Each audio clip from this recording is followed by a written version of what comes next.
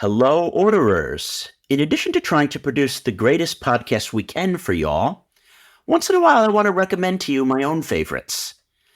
Historically Thinking is a podcast that has changed my life.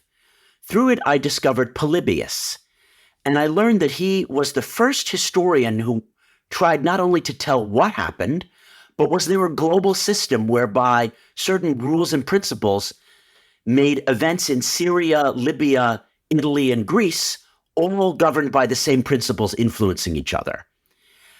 He also looked at why the Romans conquered the known world and sought to order it.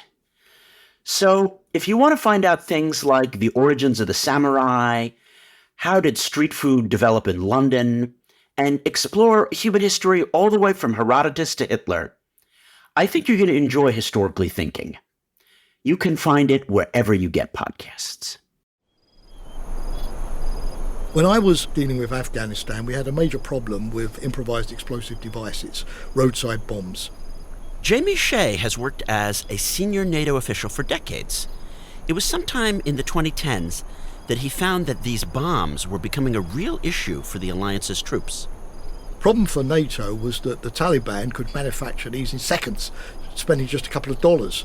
A bit of explosive, a mobile phone to activate device, dead easy to plant in the ground, no big tech required, and yet they would blow up NATO vehicles, NATO soldiers on TV. 12 British soldiers killed in one attack. What are we doing in Afghanistan? It looked very, very bad. So Jamie was tasked by NATO to come up with a solution. As solving this problem was difficult, it required coordinating with the militaries of many, many countries, many defence contractors, and a whole range of civilian and governmental institutions. We tried military solutions, spending billions, and I mean billions of dollars, protective vehicles, protective clothing, hospitals, satellite detection of where the earth had been moved, expensive vehicles to clear roads by blowing up the mines. They came back that same night. It was just like mowing the grass. You had to always repeat. He knew that better coordination was needed to protect NATO troops and defend and deter their adversaries. This is not the solution. They're attacking us at our weakest point and they're exploiting their strongest point. We've got to turn it around. We've got to attack them at their weakest point and exploit our strength. Jamie spent 2 years speaking to the FBI, Homeland Security, Interpol, manufacturers, customs officers, everyone he could think of who was relevant. The goal was pretty simple. Cut off their cash and eliminate their access to bomb components, all to protect NATO troops. It cost a fraction of the money that we were spending on military protection. It didn't make the problem go away entirely, but it greatly reduced the number of explosions and therefore the PR effect of having NATO soldiers being blown up in Afghanistan. So it takes a network to defeat a network. This was a rare win in the era of global enduring disorder, an instance where coherent collective action was taken. It was possible because NATO works. The UN is the exact opposite. It doesn't work. So why does NATO work and the UN doesn't?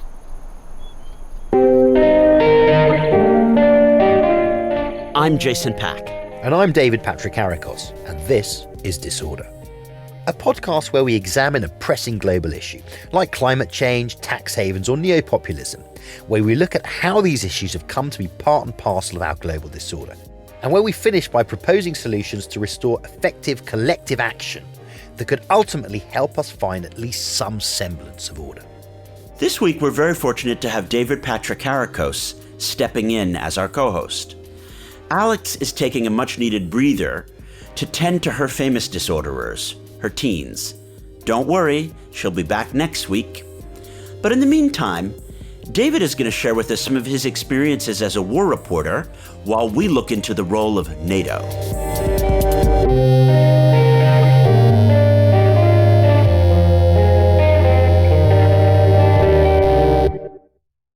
Now, David, something that people don't know is that Lord Ismay, the first Secretary General of NATO, said NATO exists to A, keep the Russians out, B, keep the Germans down, and C, keep the Americans in. Sounds like my sort of chap. Lord Ismay was onto something. NATO has an emotional role which is beyond just the coordinating militaries to make sure that a French missile system can go on an American plane. And really, from its beginning, and we've almost lost this, NATO was about getting the French and Germans, these adversaries who'd fought not just from World War I, but all the way from 1870 until the end of World War II, to have a collective project. NATO was an emotional thing to get these former adversaries together. I think that's a really good point, because we think of NATO now, and actually, even me, as a purely military alliance. But it is more than that, right? It's an aspiration. It's aspirational. We think about, you can't divorce NATO from its foundings. It is about a certain type of view of the world. It is about bringing together countries that share democratic values. And finally, look, let's be honest, in today's climate, it may once again be about keeping the Russians out, even if by proxy. All the major global institutions, the UN, NATO, the EU, have this aspirational component. People were made to feel more European, and they believed in this European identity. But the UN is a failure. Very few people, because of the existence of the UN, feel that they're international citizens or feel, oh, you know what? The UN is going to save me if something goes wrong in the world. Why has NATO been so successful, David? I mean, it's been successful, I think, because everybody buys into it and everybody understands the need for it, or at least until Donald Trump came along. There's certain things in life that you have to sell because maybe they're not so great, and you got to really sell them and push them. NATO, it really, really does make sense. It makes sense, in parts of the world where history never left, in the eastern parts of Europe, in the places that really are under threat. They really value it. This is an alliance that sells itself. It's in the collective memory of every Eastern European that the Russians had controlled their political life, and they don't want that. And I think security is something that people can connect to much easier than something like, regulating free trade. Free trade is an abstract concept, but your security, that there aren't terrorists who are going to blow you up or that a major state isn't going to invade you, this resonates in people's hearts. And if there's this institution that they've seen protect them and deter Russia, they want to be a part of it. Yeah, and they want to be a part of it, not because it's cool, but because it's just needed. It's needed now more than ever. The thing about NATO is that for a long time it was seen as passé, because it was all about hard power in an age where people thought that it no longer mattered, because everybody sheltered within the American military umbrella, and when the Soviet Union fell, it was the end of history, there were no more threats, and so on and so forth. We now all know that was nonsense, and NATO has never seemed to me to be more relevant, more needed, or more important. David, you hit the nail on the head. People understand when their security is threatened, and they look to the state to protect them. And it's even better if the thing that's going to protect them is collective and they trust it. So to figure out how NATO works in giving this aura of protection and trust, whereby an Estonian knows that the skills of Estonia in cybersecurity are going to be trusted and used, an American knows that American hard power is going to protect Americans from nuclear apocalypse, we spoke to 4 experts with significant experience working inside NATO, coordinating with it, and analyzing its role in the world, all with slightly differing views on the role of the organization. We'll start with Shea, who in his role as Deputy Assistant Secretary General for Emerging Security Challenges at NATO, saw firsthand how the alliance could rally collective will to address problems of the commons like climate change or terrorism. Because when it comes down to it, NATO and its adversaries are actually living on the same planet, and hence they face many of the same challenges and could actually benefit from working together. But such collaboration only works where there's trust, driving cooperation to tackle truly global problems. For a while, you can have what we call here in the UK cakeism. Yeah? You can have your cake and eat it too. You can have your geopolitical rivalries, but you can still cooperate. But unfortunately, what we're seeing with both Russia and China is we've come to a breaking point where, unfortunately, confrontation is taking over. For example, Russia, China, and the United States were still willing to sign a joint declaration in the UN Security Council ahead of the Nuclear Proliferation Treaty, saying that they would work together to prevent the further spread of nuclear weapons. They could not agree on a final declaration after the Nuclear Proliferation Treaty Review Conference because the Americans wanted language regarding the safety of these nuclear power stations. Russia objected. So why do I tell you this? It shows they could still see issues selectively in a compartmentalised way where they could work together, shutting out the areas of disagreement. But unfortunately, like in a bad marriage increasingly going sour, the elements of confrontation become more important and snuff out progressively the vestigial areas of cooperation. While at NATO, did you encounter anything that made it more difficult for NATO as an organization to tackle collective action challenges? Well, NATO's got certain advantages compared to other international organisations when it comes to sticking together in unity. It deals with the real existential stuff. Peace, security, defence, my survival as a state, my ability to not go down as a result of a nuclear holocaust or something. For states, these are very, very important. So there is a sense of don't mess with this. This is too important. You don't play politics with NATO. That said, of course, there have been difficult times. There is one moment where, yes, I do recall that there were very big rifts in the alliance, paralysing action. That was during the Bosnian conflict between 1992 and 1995, where many Europeans were involved in a UN peacekeeping operation on the ground called UNPROFOR. They'd committed large numbers. Those troops were very poorly armed and highly vulnerable to being taken hostage by the Serbs if NATO used air power to punish the Serbs for what was considered to be their responsibility for the massacres and the human rights violations. On the other hand, the United States, with no troops on the ground, felt that we should have much more robust action through airstrikes from the safety of 15,000 feet. And so there was a contradiction, because the Europeans worried that if the Americans started dropping bombs on Serbia or the Bosnian Serbs, the Serbs would immediately execute European NATO peacekeepers. So that was a very, very difficult time, because we found that both sides of the Atlantic were following diametrically opposed policies, which instead of helping each other were basically blocking each other. And that lasted nearly for 2 years until it was finally resolved in 1994. And I think one big lesson for NATO is that don't get involved in anything if the United States is determined to follow a different policy to the Europeans. If that's the case, keep NATO out of it. A lot of lessons there. And I think one is that NATO is an idea, and that requires a myth. And the myth of NATO's place for collective defense, and that this is the institution that will protect you from nuclear holocaust, is a very important myth. NATO seems to be something like mother and apple pie. People tend to like it, and it has this cozy kind of feeling. But yet, in the British Brexiteer mentality, Brussels is hated, and evil Eurocrats and institutions and committees. They happen to forget that in Brussels is also this institution that they're very keen on and that they like. How has NATO been so successful as an idea and a concept that it is conceived like your mother and apple pie? I suppose that maybe the first reason is, of course, it deals with security and defence, and therefore things where many countries realise perfectly well, particularly in a more dangerous age with Putin throwing his weight around in Ukraine. These countries, Baltic states, very small countries, they know very well that they can't defend themselves. So there's a natural acceptance that they need to protect the United States, NATO, and the public generally goes along with that. Also, I suppose another reason is because NATO doesn't punish countries that don't meet their obligations. Maybe that's a weakness. There are some sort of reasons why I think that NATO has remained basically popular. So, given this NATO perspective to need for both PR reasons and structural reasons to be safe, to never stick its neck out too much, to be defending, is it possible for NATO to be aggressive rather than defensive?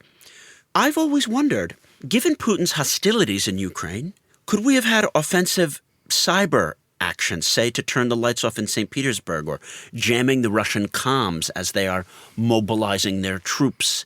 Or are we not in a world where the West can be proactive rather than reactive in confronting the enemies of democracy and global order? Would NATO carry out a cyber attack against the Russian army? No. But would a NATO ally, with the smiles and the winks and the nods of all of the other allies, do it under its own authority? Absolutely. To some degree, that is important in terms of not giving Putin the sort of excuse that he wants to declare that this is a war between NATO and Russia. Because, Putin's whole narrative is that NATO threatens Russia, the Russians are fighting a defensive war in Ukraine against this encroaching NATO threat. So in a way, it helps by creating firm red lines for NATO to try to avoid getting sucked in and playing into that narrative. NATO can do proactive things. For example, in 1999, without a UN Security Council resolution explicitly authorising the action, NATO bombed Serbia. and Kosovo was part of Serbia in those days, for 78 days to force the Serbs to leave Kosovo and allow a transitional arrangement under the United Nations after the ethnic cleansing that the Serb President Milosevic carried out there. That, you could argue, was pushing the envelope, right? But at the time, the Allies felt that given the humanitarian situation and the experience in Bosnia, it was justified. Of course, we know that the alliance and NATO itself can be used for proactive and occasionally creative missions. So that begs the question then, when Putin was massing more than 100,000 troops encircling 3 Ukrainian borders, why was there no offensive cyber jamming their signals? Why was there not certain signals of deterrence sent? Obviously, there were frantic press conferences about the behind-the-scenes meetings that the alliance was doing. People were really thinking about these things, and Olaf Scholz was flying to Moscow, and Macron was flying to Moscow, and Biden was, talking to all the allies and getting them on board. But why was it so reactive? It's always about de-escalating the situation. These things are never about escalating the situation. So I think diplomats and to some degree military officers are sort of trained in their DNA in de-escalation. Except the Russians have the idea of escalate to de-escalate. That is true. But any chess player or gambler can tell you sometimes you raise to get the other guy to fold. But you're right. But another reason is because diplomats, all of us really, tend to feel that the way it played out in the past will be the way it played out now. Dealing with Ukraine, you had a series of Russian military build-ups over the last couple of years, big exercises around the border. But at the end of the day, having, rattled the sabre, they go back to barracks. It's an exercise and we breathe a sigh of relief. And therefore always a sense, well, it's going to be the same this time. They'll try to scare us, but they don't really want to risk a war. So it's how the hell do you effectively have deterrence in the grey zone vis-a-vis countries that you don't have to provide any kind of security guarantee to because they're not members, but where you can't leave them alone because it would be betraying them, but it would also be encouraging somebody like Putin to develop further ambition. Now, to be perfectly frank here, before February the 24th, the new form of deterrence was tried. Putin was threatened with the mother of all sanctions. And they were spelt out in advance, particularly by the Biden administration. It was made clear that NATO would help the Ukrainian armed forces to resist, for instance. It was made clear, what the isolation of Russia would be. And I suppose the mistake that was made, if mistake it is people thought that this sort of bigger package of, you're going to be isolated, there are going to be sanctions, we're going to help, the Ukrainians, don't do it, that this was going to work. And the real issue for us is if the mother of all sanctions don't work, what is going to work in terms of this deterrence in the grey zone? So to a certain degree of military preparation in advance of a conflict and not just threatening the mother of all economic sanctions is now part of this deterrence package.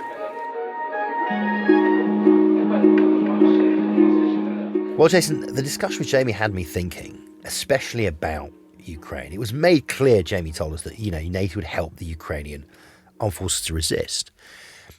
And I think that it just shows that for many countries, the existence of NATO, even for countries that are not members, is existential. There is nothing more existential to Ukraine right now than the war. And I think it's really important because existential is a word thrown around a lot in discourse. This problem is existential, that problem is existential. The Russian threat to Ukraine, Russian imperialism, which says there is no such thing as Ukraine, that Ukrainians are... Can't get more existential than that. They're merely confused Russians. It can't. So what has been made clear is the degree, two things. One, to which NATO is relevant. And two, how it matters on an emotional level to the people dying in that crisis. And in addition to Jamie's being adamant that NATO works, it's non-controversial because it stays out of the domestic politics. It doesn't tell the Ukrainians or the Estonians, you need to have this kind of economic policy or this view on Christianity.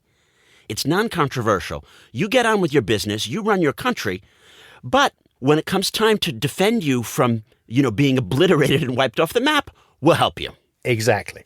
Jason, it seems to me that when we boil all of this discussion down today, the question is, can the requisite consensus for major actions that we need to preserve some semblance of an ordered world be produced by the current American leadership, because let's face it, there's no one else can do it, or certainly no one else we want to be able to do it.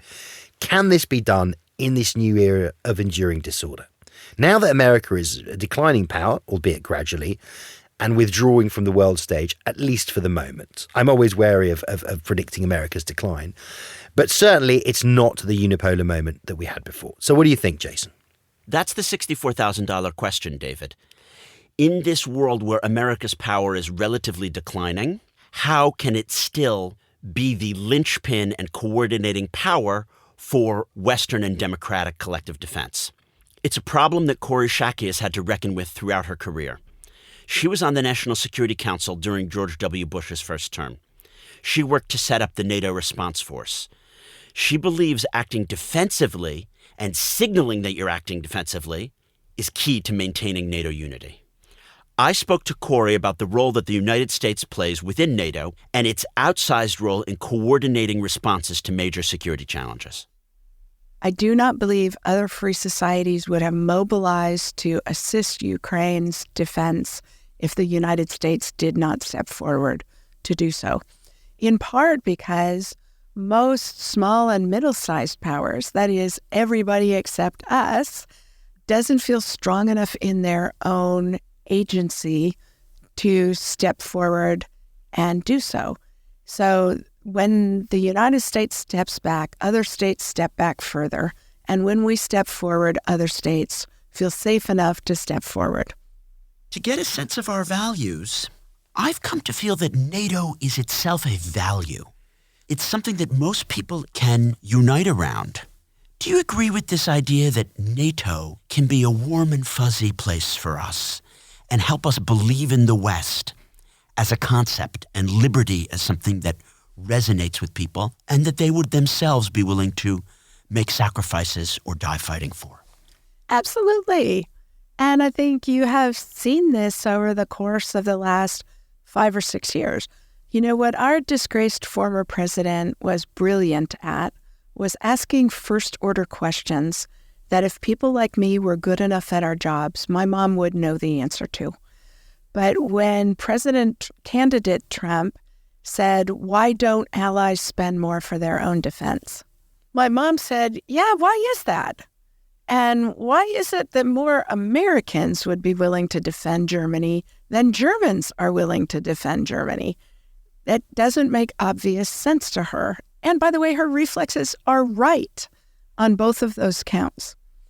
What you saw happen in the change in American public attitudes across the president's term of office, though, was they saw the consequences of coming to a different answer than the warm fuzziness of standing shoulder to shoulder with your closest friends, the people in the international order who most share your values, and the people who have both the greatest willingness and the greatest ability to help you protect and advance them. And so what you saw was a 15-point drop in support for the president's 3 signature policies: opposition to alliances, opposition to trade, and opposition to immigration. Because when friendly countries begin to be threatened, my mom actually wants to hold their hands and square her shoulders next to them and defend countries that we like, that share our values, that help us protect and advance our interests in the world. And that's the message to take. The United States, as a global power and the predominant power in the order, sees risks and trends before regional allies do. But when regional allies see them, they are both capable and willing to do more for the common defense. And that really matters not just for their security, but for ours. NATO is the home we go to when we are scared and when the people we care about most are scared. NATO has ideational value, and I think you sketched extremely eloquently how President Trump made the greatest case for the ideational value of NATO, just like the Brexiteers have made it for the EU. Speaking about how we feel and how NATO can maybe represent how we see our place in the world as Americans and Westerners. Maybe you have some interesting anecdotes that you could share from when you were DoD desk officer for NATO that tie together your beliefs about NATO as an important ordering institution and just how those things functioned and played out for you. Well, I went to work in Colin Powell's Joint Staff 2 weeks after Iraq invaded Kuwait in 1990. And I stayed for, I guess, 5 years. And it was so much fun. So many important, specific policy questions about the nature of the international order and the advance of freedom, right? When President Bush was willing to invest the United States in the liberation of Kuwait from Iraq's invasion and willing to organize a global coalition of support for it on the argument that the international order is safe for all of us and prosperous for all of us because states cannot violate another state's sovereignty with impunity. So it was a privilege to help defend that argument and advance it and to put American power shoulder to the wheel. The United States is even stronger in the international order now than it was then, even though we don't feel it. And we ought not to be so fearful that other less powerful states have the ability to constrain us. We ought actually to be much more confident that the truths we hold to be self-evident are in fact universal aspirations. And we ought not to be so shy about making the case that what we want for the international order isn't just good for us, it's even good for the authoritarian states that oppose it. China doesn't get prosperous and strong without the liberal international order. Is there a crisis of confidence also when it comes for the righteousness of America to stand up and on occasion offensively defend the liberty that we value and the values that we think most humans want? I sincerely believe that we can deter our adversaries through sagely going on the offensive and undermining their abilities to threaten the global order and not found ourselves in this mess. It's a very solid argument that I nonetheless don't agree with, because I think the United States, by choosing not to go on the offense, we maximize the number of countries that will support us if they believe we are pushed into taking action. That's the Biden argument. No, I think the Biden argument is we can't take action because escalation may result. They took a number of good steps early that gave other countries time to have their domestic policy-making process get to where we wanted them to be. I thought that was incredibly adroit. And I'm very much in favor of free societies using the tools of free societies to protect ourselves. And transparency and sharing information is a fundamental part of being a free society. So I love that we weaponized it and used it against a country that attempts to shield itself from judgment and information. I think that's a really smart way. But I do think for many countries whose support we want, and maybe even for my mom, that would make us look like the aggressors. And I think that makes clear that we're the good guys in this.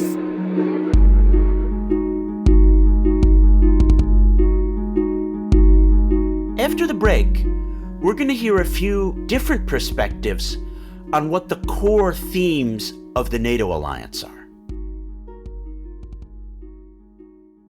This episode is brought to you by Pete's.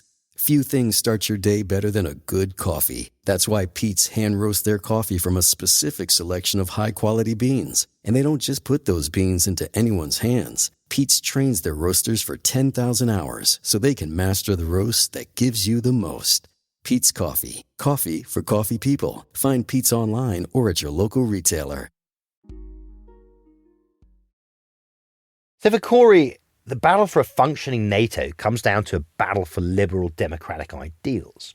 Kori sees the importance of spreading that message. I mean, Britain, it's interesting, NATO is seen almost as passé. It's seen as this thing that's been around for a while. Lots of people don't really understand it. Certainly, most people couldn't tell you what Article 5 was. And it is the complacency of safety. But, I go across several thousand miles to the east when I was in Ukraine earlier this year. And I went to all three fronts. I went to the southern front, the eastern front, and the northeastern front. Two things that struck me. First of all, everyone was so happy to see me. Jason, when you're British as a foreign correspondent and you spent 10 years abroad, everywhere you go, everyone says, "Oh, you're British, bloody Iraq." I was in Ukraine, everyone was like, thank you, we love you. It was absolutely extraordinary. The second thing that they all said was that they wanted to join NATO, or, and this is telling, a new security alliance that involved the Baltics, Poland and Britain, not the French and Germans who they were down on. But it was really interesting to me that what is seen as perhaps an unimportant or dead institution from a plane of safety is seen as vital to the very existence of a state on the same continent. I have a viewpoint, which is that the majority of people everywhere actually kind of like free speech, and they kind of like the idea of collective security. It's been said that Iran is the biggest red state because if you talk to Iranians, people don't like the oppression that the Ayatollahs have brought to their country. They want to be able to express their opinions, to wear the clothes that they want to wear, and they get something like NATO or a constitution and a Bill of Rights. If we can keep these things simple, this is an institution which protects your security. This is an institution which allows you free speech. Don't you think that's going to be popular globally? We're not peddling bad goods here. We're not trying to sell snake oil. This is self-evident. It's needed even more so in a world of enduring disorder. So for Kori, the United States should use its soft power skills, persuading the people and possibly even the new leaderships of China, Russia, and Turkey that free markets and the liberal order is actually advantageous to their aims. That sell of liberty writ large is really what our next guest, Timothy Garton Ash, is going to talk about. Garton Ash has written about the spread of liberal democracy across Europe in his book Homelands, A Personal History of Europe. I spoke to him about how we are seeing a backlash to that and what it means for the future of international institutions like NATO and the EU. A big mistake was to reduce liberty, which is always multidimensional, largely to one dimension, to the economic dimension, and to neglect the social and the cultural dimensions, to neglect solidarity and equality, to neglect community and identity, and how it came back to bite us from Brexit to Donald Trump, from Viktor Orban to Jarosław Kaczynski in Poland, wherever you look. So that's point number one. So that I believe that if we got the economics right, everything would follow, was a big intellectual mistake. This is the neoliberal mistake, because the neoliberals thought that political freedom could be guaranteed economically. And we have lived 20 or 30 years living with the disastrous results of the reduction of a whole range of issues of communities and identities to economic issues, which cannot encapsulate them, correct? Correct. And what we're rediscovering, both in the EU and NATO, is actually the importance of values and identities. That's a very good thing. There's almost an excitement about rediscovering the notion of struggle for certain values. The biggest failure, in my view, is not with NATO, because people didn't look to NATO to be a philosophy seminar or a church, right? They looked for hard military security. But they absolutely did look to Europe, to the European Union, to secure their democracies. Everyone from Spain, Portugal and Greece leaving their fascist dictatorships, to all the countries of Central and Eastern Europe leaving their communist dictatorships, thought the European Union is going to guarantee our democracy. And actually, the EU not only permitted but facilitated the erosion of democracy in countries like Hungary and Poland. So I think the biggest catch-up here is probably on the side of the EU. That said, I think it's great that countries like Estonia are now in many ways setting the tone for NATO, because these are countries who know the value of freedom and the value of democracy, because for so long they had to do without it. Interesting that you see the EU as a more ideational and identity pillar than NATO. We had on Shea, the former deputy director for NATO and the crucial NATO spokesperson in the Kosovo War. And he postulated that NATO is actually an identity.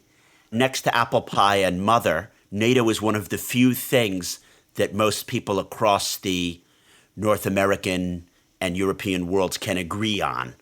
Whereas the EU has taken a direction to become more polarizing in opinion polls, so that if you ask people, do you believe in NATO or do you believe in the EU? And we're talking within European states, NATO gets a higher ranking on the opinion poll. I think NATO could play a identity role in protecting global order. Would you disagree? And do you see NATO and the EU as synergistic? How are they at odds? I would question the premise just empirically. If you look at people in Greece, particularly on the left, or France, you get a very different view of NATO. I certainly don't. I think for many, many millions of Europeans, NATO is anything but motherhood and apple pie. And actually, some rather vague notion of Europe, quote unquote, content unspecified, is more like motherhood and apple pie, which are never quite what you hope they're going to be.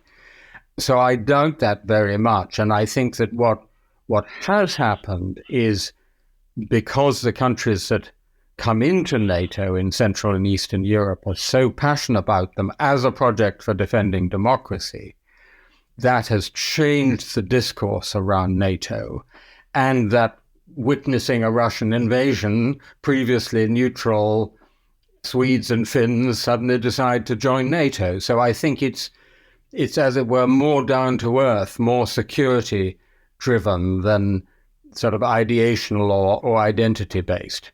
To your second point, I vividly remember last year at the Munich Security Conference, which is the great security get-together of the transatlantic West, the Secretary General of NATO and the President of the European Commission standing literally shoulder to shoulder and saying, there's not a sliver of paper you can get between us on Ukraine. We have an identical position. And that was a remarkable moment, because it used not to be true. I think there's a great advantage in that, because obviously there's strength in that, but I think there's also a certain danger in that it means that the European Union, which was regarded as not necessarily 100% signed up to a US-led West, is now increasingly identified with the US-led West.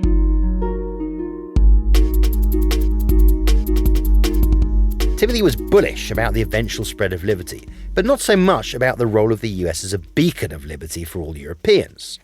I can kind of see why. There's great disappointment amongst people like Timothy about Donald Trump and perhaps certain paths that the US has taken in recent years.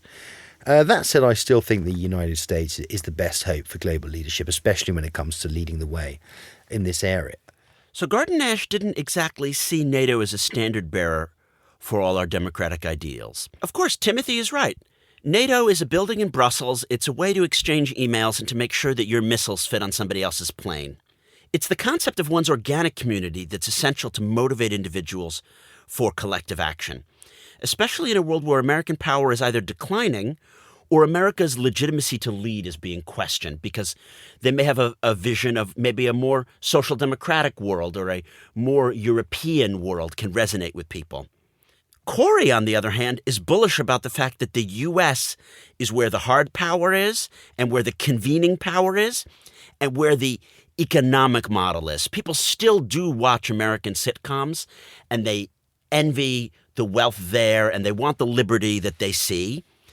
Kori, however, essentially upholds a center-right or neoconservative view about the role of liberal capitalism and the rule of law as winning the ideological battle globally in the long term. But our next guest takes a different approach. Charles Kupchan is professor of international relations at Georgetown University and the former director of European affairs in the National Security Council during the Obama administration. He thinks that the United States is inevitably a declining power, and we discuss what this means for NATO. The world has always been a complicated place. I do think that part of the problem is that we are moving into an era in which the United States doesn't enjoy the material or ideological primacy that it once did, right? When Pax America started back in 1941, the United States was in an unparalleled position of global primacy, especially when you put it alongside its main allies. Now, the liberal democratic world represents less than 50% of global GDP, and will soon live in a world in which the largest economy will be that of China. Americans are going to have to get used to living in a world in which leadership may need to be more widely shared. I think we will see, I hope, the consolidation, revival of a liberal international order anchored by the United States and its allies. But I think we will also see alternative orders out there, one anchored in particular by China. And one of the key questions in my own mind is, how can we figure out how to manage a globalized and interdependent world when we do have these hybrid orders that we need to figure out how to integrate? Is it emotionally and ideationally important for us to believe in the West, in a unifying ideology or principle or institution? Can NATO be that institution? Or is there something else in democracy or Westernness that can rally us together? Well, I do believe in the existence of a community that is not just a function of interest. That is to say that we are tied to our friends and allies around the world through common interests, but also common values, and in fact, a common identity. There is a certain we-ness that brings us together. And the fact that NATO still exists decades after the collapse of the Soviet Union, that the countries of Europe still want to join it, that it has partners in all quarters of the globe. This says to me, people have confidence in this organization and they want to see it stick around. Is NATO part of the institutional infrastructure of the West? Yes. Is it sufficient? No. NATO is one of many kinds of institutional connections that give substance to not just the transatlantic community, but also the community of democracies that spans the world. And I think we're probably in a period of institutional innovation because we do need to catch up our diplomacy, our dialogue to new stuff, to governance of the cybersphere, to climate change, to the fact that we've just lived through a global pandemic. A lot of these things don't fall neatly on NATO's docket or any existing institution's docket. So I think we are heading into a period in which we may need some ad hocery when it comes to updating our institutional linkages. But NATO has certainly been a remarkable success story, and I think it's going to be around for quite a while. Win the ideological and emotional battle for hearts and minds at home, to believe in these principles that allow things like the EU and NATO to thrive and succeed. That's kind of what we heard from Timothy Garton Ash.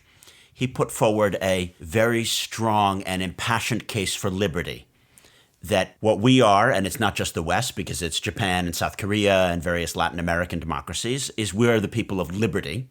And we have to win anew every generation that discussion. And that's something that we can't have a more ordered world if we're not fighting that battle, having that conversation. Would you agree with that? I think that it's not just liberty, in part because if we just focus on liberty, then we could be back in this double-edged sword of the neoliberal triumph, right? Where the libertarians are going to say, get out of the way and just let's have a free-for-all. So I think it's liberty, but it's also mixed with delivering the goods.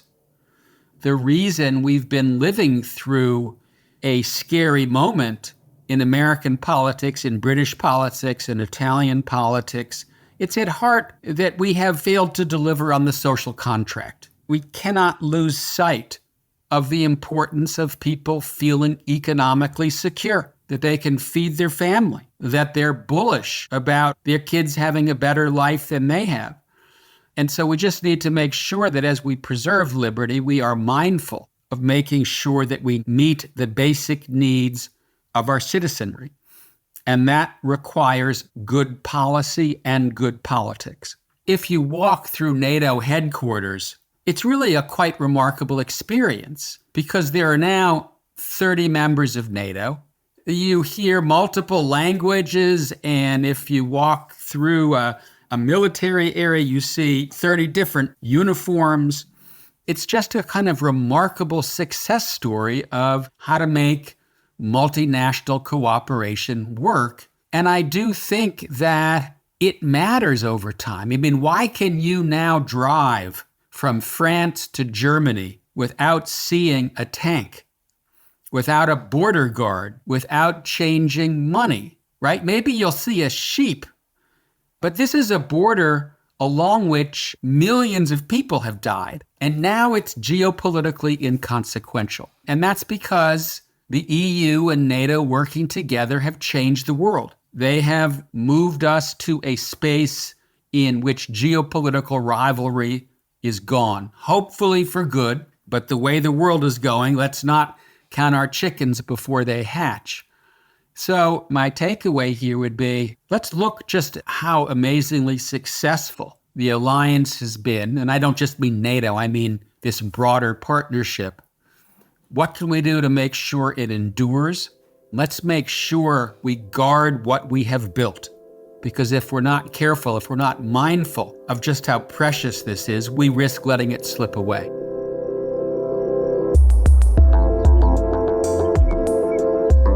While they differ on certain issues, it's clear that Jamie, Kori, Timothy and Charles all feel that NATO has been a roaring success, that it's adapted to the challenges of coordination, and it still possesses the potential to tackle the world's most pressing security issues, as long as it fortifies itself against challenges from Russia, from China, from, of course, neo-populist leaders like Donald Trump who despise it, from endless misinformation and cyber attacks.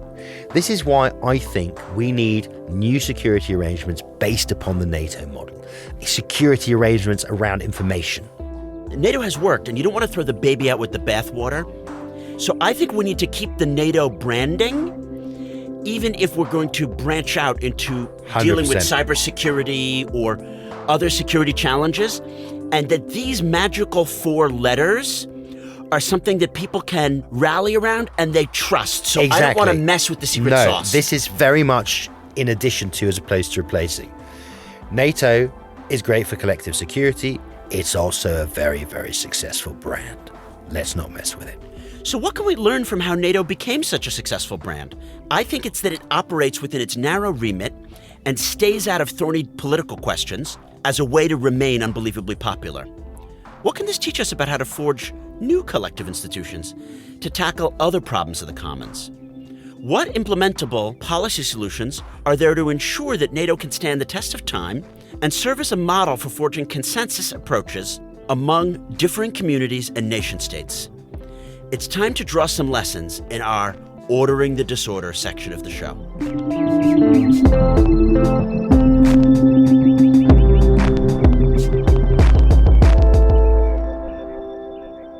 Here's Charles Kupchan again. I would be careful about shoveling too much onto NATO's agenda. It's got its hands full dealing with the war in Ukraine, admitting Finland and Sweden, procuring weaponry, and it has moved into new areas like cybersecurity. But I don't think that we should assume that NATO is the appropriate venue for everything. And in fact, I would probably move toward some kind of new, whether you call it a contact group or a directorate, some kind of new format that is able to fill the gap. Because there are lots of new issues here that need to be addressed, and there isn't necessarily a forum where they are being addressed. And we're seeing institutional innovation like this Quad, right? The US, India, Australia, Japan. That's an example of where we're just kind of doing this on the fly. And I also think that because we are headed into this era of global disorder, we may need more flexible and informal groupings. It's not surprising to me that if you look back at the last few decades, some of the most successful diplomatic initiatives have been the little ones, the small groups, the six-party talks on Korea, the P5+1 on the Iran nuclear deal, the contact group.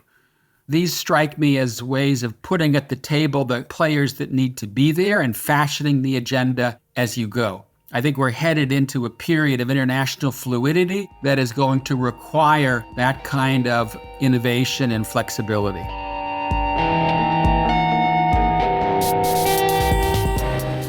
So we've heard how NATO is much more than just a defensive alliance or some bureaucrat sitting in Brussels pushing paper and making sure that French missiles can fit on American planes. NATO is a concept, it's an ideal, and it's something that motivates people. I think today was really relevant because what we're learning now with Ukraine, with the reemergence of contemporary conflict, is that NATO is not just a dead-letter institution that was only relevant during the Cold War. It is, if anything, perhaps even more relevant now. Without bipolarity, when disordering states like Russia are more willing to take aggressive action, colonial, imperialist action against their neighbours. I think NATO is more than just a military alliance. It is a symbol of the type of collective action that sits at the heart of everything we talk about on this podcast. And it sits at the heart of everything that we believe is right and just. In other words, individuals, communities, and nations working together to protect each other. All for one and one for all. Please follow The Disorder Show so you too can learn how to call your enemy's bluff. You can do that by just following on whatever platform, Spotify, Google Podcasts, Apple Podcasts that you're listening to. Please also follow us on Twitter. We are at Disorder Show. Just as it takes a village to raise a child and the entire international system to coordinate to fix the enduring disorder, it takes a lot of people working together to make the Disorder podcast.